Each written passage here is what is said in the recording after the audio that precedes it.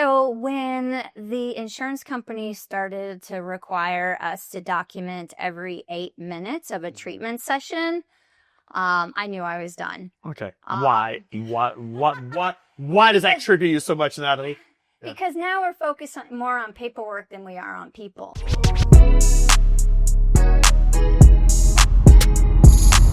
This is Secrets for Success. Welcome to the Secrets for Success podcast. I'm your host, Greg Todd. Thank you, as always, for joining me. Today, I have a special guest, Natalie from Washington State. Yes. Natalie Milligan from Washington State, and the owner of 7 Elements. Yes. Right? Is it physical therapy? 7 Elements, physical therapy. Physical therapy. Okay, so welcome to the podcast. Welcome to Clearwater. Thank you for having me. Yes, Glad to be here. So why don't you tell people a little bit about your business and really what got you into business? Because I noticed that most of us as therapists, we did not plan on being business owners. Right? Okay. So I'm always interested in hearing what was the catalyst, what was the inspiration on getting into the business. Right. So when the insurance company started to require us to document every 8 minutes of a treatment session, I knew I was done. Okay. Why? Why does that trigger you so much, Natalie? Yeah. Because now we're focused more on paperwork than we are on people. That 8-minute billing rule, as it's called, was started out with Medicare, but then was soon adopted by all the other insurance providers, and it began to be more focused on paperwork than people. And then I knew that I couldn't deliver the quality of care that I wanted to in those restraints. So I left the traditional insurance model and started 7 Elements Physical Therapy, where I can deliver more holistic approach and a more hands-on approach and not dictated by billing every 8 minutes. You should have a tagline that is, we focus on the people, not the paperwork. Yeah, I love that, right? That should be your tagline. When did you start the business? In 2001. 2001. Yeah. Wow. Yeah. So we were just coming out of a recession and the COVID. Yeah. And I knew that it was just a time for a change. Right. Wow. That's awesome. That's awesome. Okay. Yeah. So you've been in this game for even longer than me. And you've been in business for 20? No. Well, I've been a physical therapist. So 2021. 2021 is when you began. Yeah, okay, gotcha. This came out of the recession in COVID. Okay, gotcha. Yeah. Okay, so 2021 is when you started. I've been a therapist since 2004. Since 2004. But I didn't start my own practice until 2021. Until 2021. Yeah. Okay, okay, gotcha. So you've been a therapist for just over 20 years, and you've had your practice for 4 years. So let's talk about the shift in that. And this is, I feel like the majority of us in healthcare, we aren't these born entrepreneurs. We didn't always want to do this. Your thing was the paperwork and you wanted to focus more on the people. Right. So it still was a big shift and a big move for you. Right. So can you tell me what you believe is probably one of the biggest shifts mindset wise that you have had to kind of embody since being an entrepreneur over the last 4 years? Yeah, I think I lost my train of thought. The biggest mindset shift that you have had to overcome since being a business owner since 2021. Right. Yeah. I think just embracing the digital world. Yeah. Because the physical therapy clinic I came out of still were writing their charts and things. And so it was a big shift then to go into the EMR and the electronic medical records, and everything became digital. But with that, the way we consume information has changed too. Right. And so and people have gone from, a lot of people used to use Facebook, and now they're more on Instagram, and TikTok has become the new Google, and now AI tools like ChatGPT has just changed the way people are consuming digital information and how they are communicating with one another. And so going from kind of like an analog world to a digital world has been a big shift, and because everything's online now. Yeah. You know what's interesting? In 2005, that's when I went into business for myself. And by the way, I became a PT in 2000. Okay. Yeah. So 2005, I now become a co-founder of Renewal Rehab. 2006, we opened up our second location in Wesley Chapel. And when we opened up the second location, that's when we actually went to digital EMR. So this was in 2006 we did. So you did it really early. Yeah, right. Okay. Now, I want to tell you this story. So there's this guy, he was a patient of mine, and he said, hey, I could, like, if you guys invest in servers, I can put a server at your Wesley Chapel location. That server, like, we didn't have the cloud back then. Right. Okay. Right.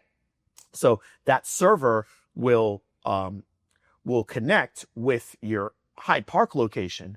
And that's how you will transfer information with regards to the EMR and da-da-da-da-da. So like if you have a therapist working at this center, they can get their notes over here, da-da-da-da. I was like, okay, cool. So anyways, he's at our place and he's putting together these servers. And I remember one day, over about a week and a half, that he was doing this whole, it was a big ordeal, okay? And he's doing this whole thing. And I said to him, I was like, dude, how often do you have to like reinvent yourself? He goes, in our industry, we have to reinvent ourselves every year. And I said to him, thank God I'm a physical therapist. I didn't ever have to reinvent myself. Oh, yeah. That's what I said in 2006. Wow. And it's funny that you said that, no, everything's so different. It's so different. And things are changing so fast. They are. And here I am having to reinvent myself and now leading people, Yes. constantly reinventing, and then now teaching it to other people.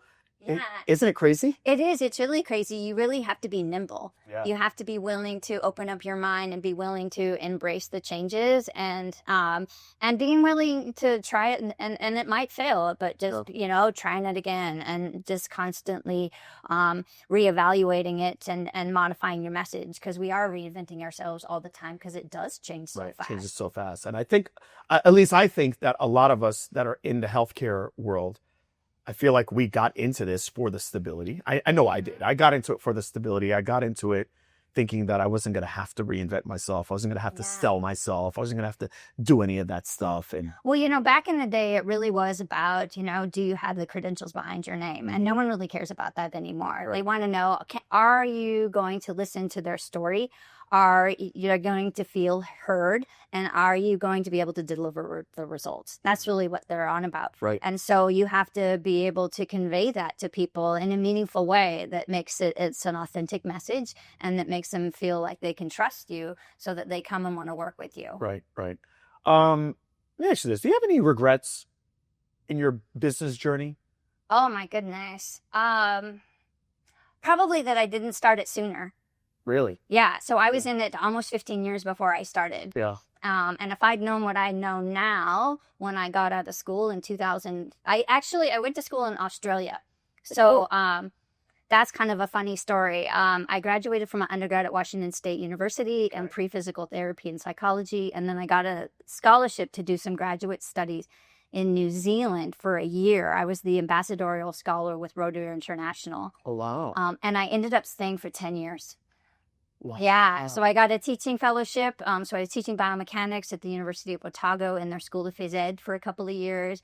And they're like, you're teaching biomechanics, ironically, to first-year physiotherapy students. And they said, you should get your master's in biomechanics. And I'm like, sure, how hard can it be? Well, I found that it was really hard. Yeah. It took me 3 years because I was working through school. And then when I finished, I worked at the Movement Development Clinic and I worked at for the Ministry of Education and the Special Education Services. I was their movement development specialist working with special needs children and motor planning and movement and control. And then I looked around and all my friends had moved away. And I'm like, if I really wanted to stay in this field in injury mechanics, and injury prevention at the university level, I'd need my PhD. And that was going to be another 3 years. And I'm like, do I really have it in me to do that? Because it was pretty grueling. Anyone that's done their master's, they know. It was empirical science, so I had to do, I had to develop a methodology and then test it to make sure it was valid and reliable. And so I did a pilot study and then repeat that study on a larger scale. So it's just like time and it was a great experience, but it also was really, really challenging. And I'm like, do I have that ability to do that for another 3 years? And the biomechanics research is really lab-based. And so it's really isolating. And that really doesn't fit who I am. I love the teaching side of academia, but I wasn't really the inventor lab girl. Right. So I hopped over the ditch, as they say, to Australia, and we were one of the first cohorts to go through what they called the graduate entry master's program, which really was what the U.S. has, right? You do your undergrad in health science of some kind, and then you go on and do your 2-year master's degree. Yep. So that's what I did at the University of Queensland in Brisbane. So I hopped over the ditch and did my master's in that. And that was exactly what I needed to do. Because now I finally had come full circle. It'd been 10 years from the time I graduated till I graduated in PT school. And then I'd been gone for 10 years, so it was just time to come home. Yeah. So I came back to my hometown in Bellingham, Washington. I live up in a little seaside town called Birch Bay now, which is about 20 minutes from my family. And so it's nice. Yeah. But yeah, I just knew that if I had started in 2004, because their university finishes in December, so I came back just in time for Christmas and then started working on the 4th of January of 2004. And if I'd known what I know now, I would have just gone right into starting my own practice. But that. Like, I did my undergrad without even the internet, right? And so Google, it wasn't even invented yet.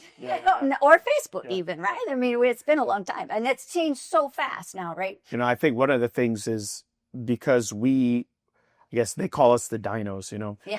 We were pre-Google, pre-Facebook and all that other stuff. And I think, at least for me, I have such a gratitude for it because I'm like, oh my gosh.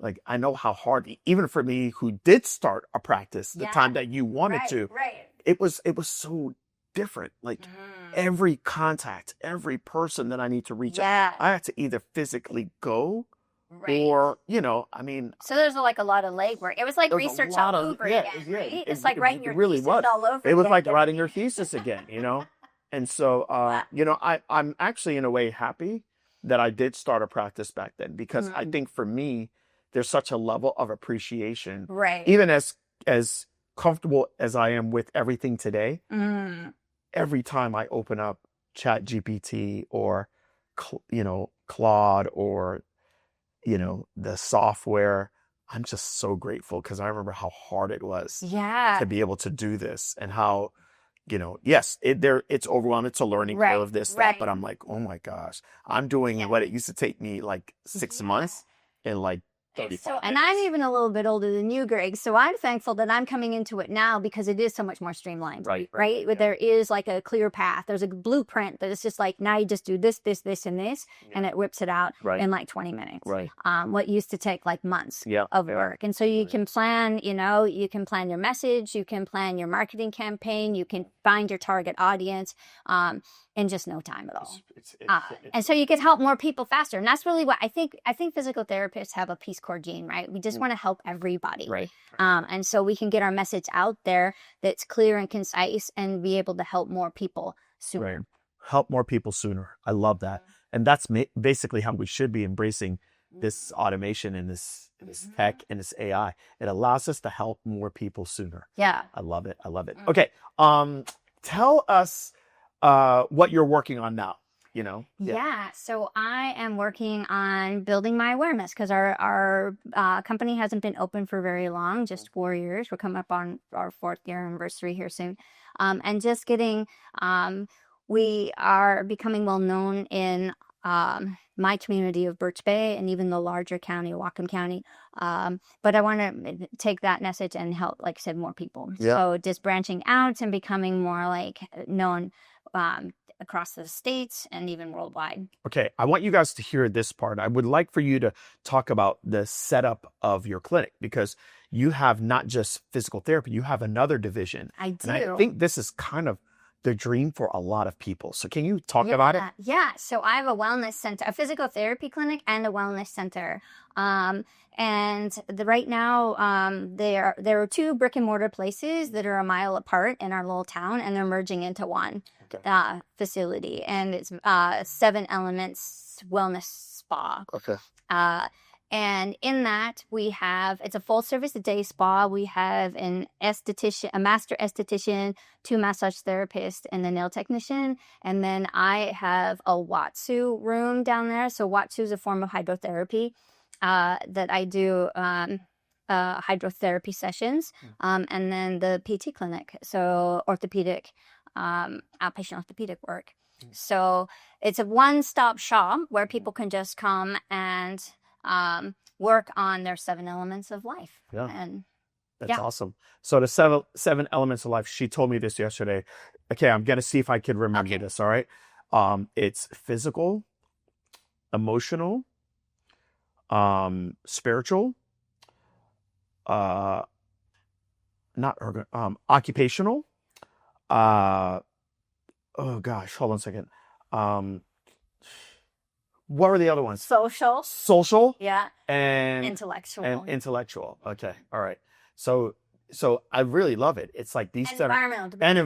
environmental. Okay. Yeah. Those are the 7. Mm-hmm. So it's really cool because it's like all of those things collectively is what we really should be striving for. Yeah, that's our life balance. Yeah, it's not just a work-life balance, right?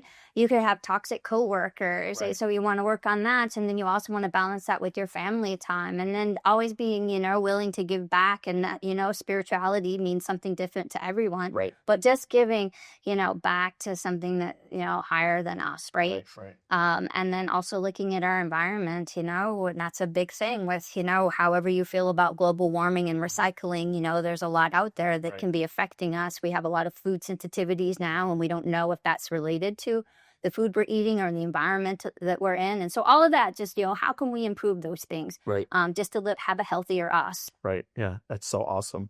You guys, there's so many different ways to do this. I think that's the big thing. You don't have to stay in one box. It's probably in your best interest to not even think outside the box. Just throw the box away. Okay. All right. Okay. There's so many different ways to do it. Natalie now is working with me, and we're trying to integrate online components to all the amazing things that she's doing, and just really trying to grow her practice and take it to the next level. So there's so many different ways to do this.